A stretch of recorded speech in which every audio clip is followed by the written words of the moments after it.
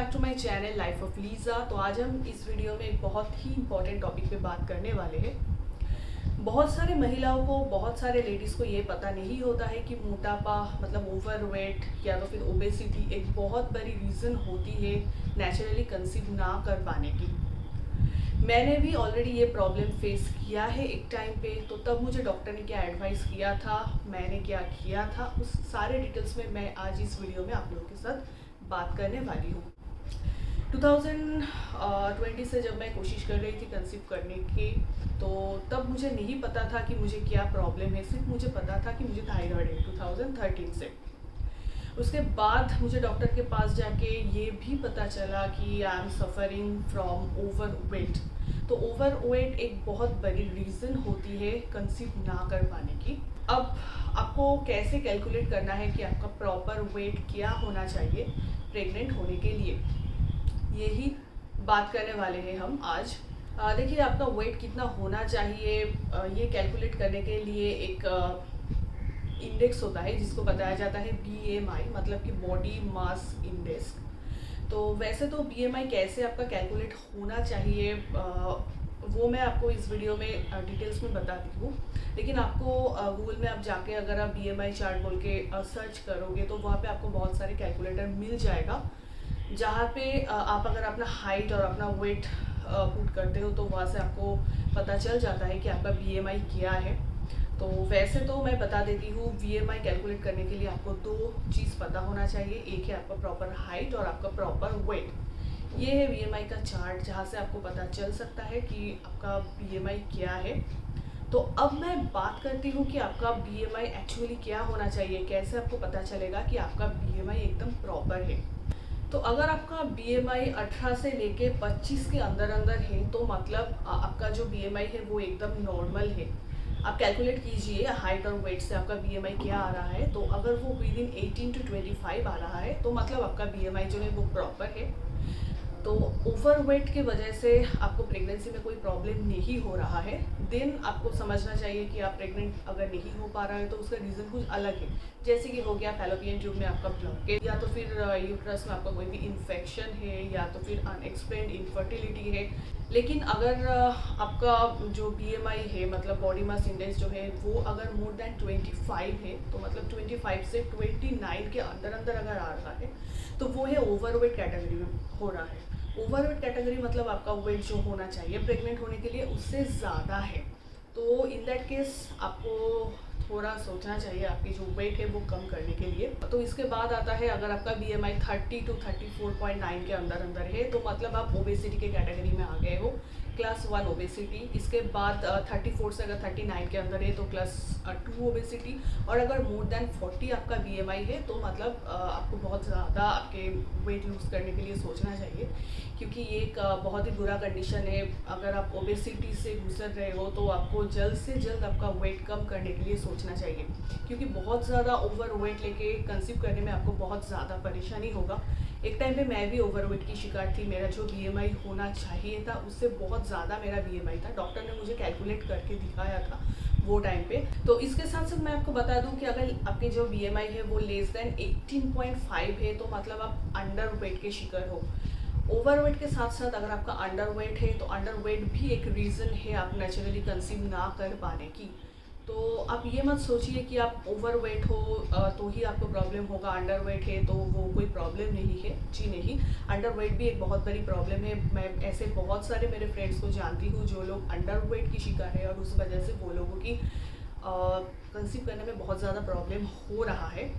तो अब बात करती हूँ ओवरवेट अगर आपका है तो उसमें क्या क्या प्रॉब्लम हो सकता है। मैं फर्स्ट ऑफ ऑल बात करती हूँ मेरी, क्योंकि मेरा भी एक टाइम पे ओवरवेट था। ओवरवेट के वजह से बहुत ज़्यादा कुछ प्रॉब्लम होता है।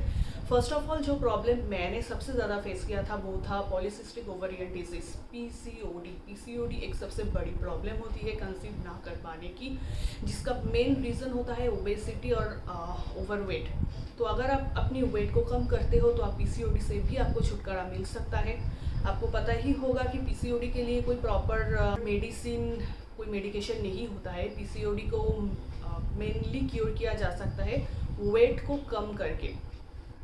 तो इसके साथ साथ और भी कई प्रॉब्लम होती है ओवरवेट में, जैसे कि अगर आप IVF में जा रहे हो, कोई भी अनएक्सप्लेन इनफर्टिलिटी है आपकी, तो आप IUI या फिर IVF मोस्टली चूज़ कर रहे हो, तो इसमें सक्सेस रेट बहुत कम होता है अगर आपकी ओवरवेट है तो। इसके साथ साथ आपको रेस्पिरेटरी सिस्टम में भी प्रॉब्लम हो सकता है, जैसे एस्थमा की प्रॉब्लम हो सकता है।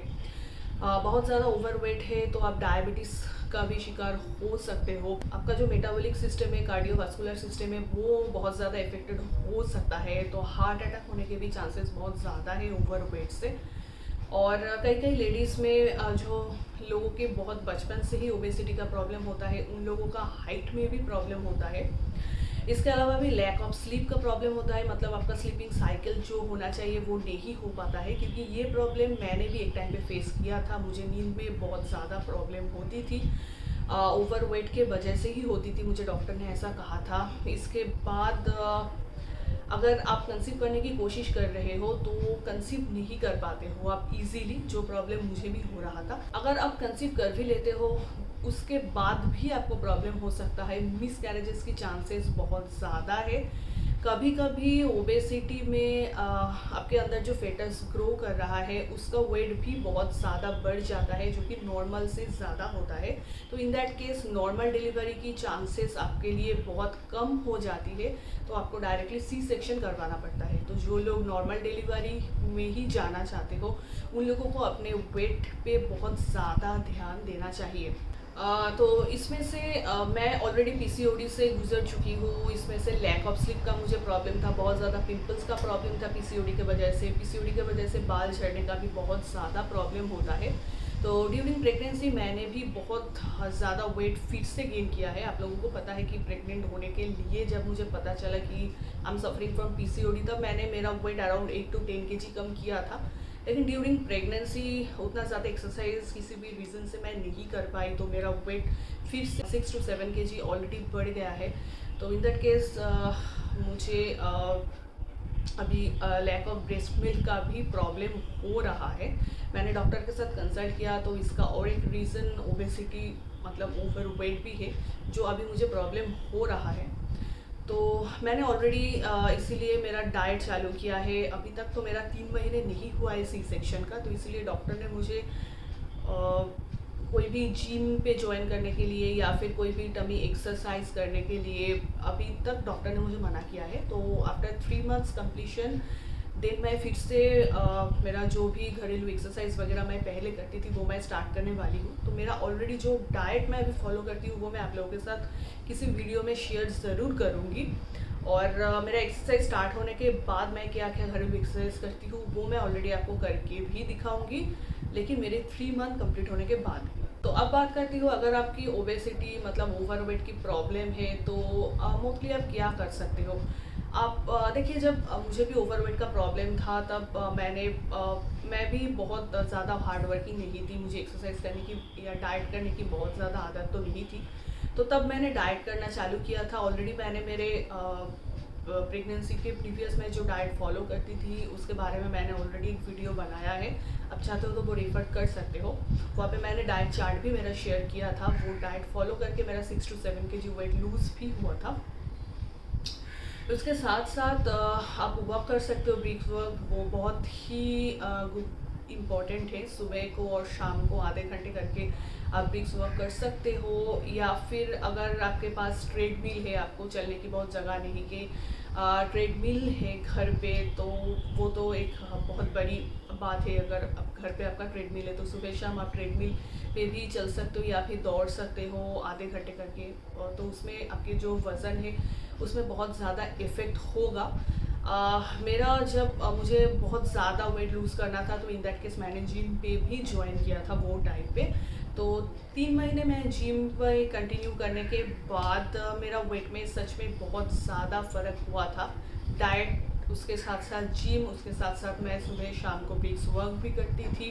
तो लेडीज़ मैं आप लोगों को यही बताना चाहूँगी, जो लोगों का अभी कंसीव करने में बहुत ज़्यादा प्रॉब्लम हो रहा है, आप पहले अपना बॉडी मास इंडेक्स कैलकुलेट कीजिए। आप देखिए कि आपका जो BMI है वो प्रॉपर है या नहीं। अगर नॉर्मल रेंज पे है लेकिन आप प्रेग्नेंट नहीं हो पा रहे हो, then you should go to a good gynaecologist. वो आपको टेस्ट वगैरह करने के लिए प्रिस्क्राइब करेंगे। कोई और रीज़न की वजह से शायद आप कंसीव नहीं कर पा रहे हो। लेकिन जो लोग अंडरवेट या फिर ओवरवेट या फिर ओबेसिटी से गुजर रहे हो, PCOD का प्रॉब्लम है, वो लोग प्लीज़ अपने वज़न पे ध्यान दीजिए। एक्सरसाइज और डाइट वगैरह करके नॉर्मल रेंज पे अगर आपका BMI आ गया तो आई एम श्योर कि आप इजीली कंसीव कर सकते हो, अगर आपको कोई और प्रॉब्लम नहीं है। देखिए, मैं यहाँ पे बॉडी शेमिंग की बात नहीं कर रही हूँ। ऐसा नहीं है कि आप बहुत ज़्यादा मोटे हो तो ये शर्म की बात है। इसीलिए मैंने ये वीडियो नहीं बनाया है। मोटापे की वजह से बहुत सारे प्रॉब्लम होता है जो कि मैंने भी पर्सनली फेस किया है मेरे लाइफ में।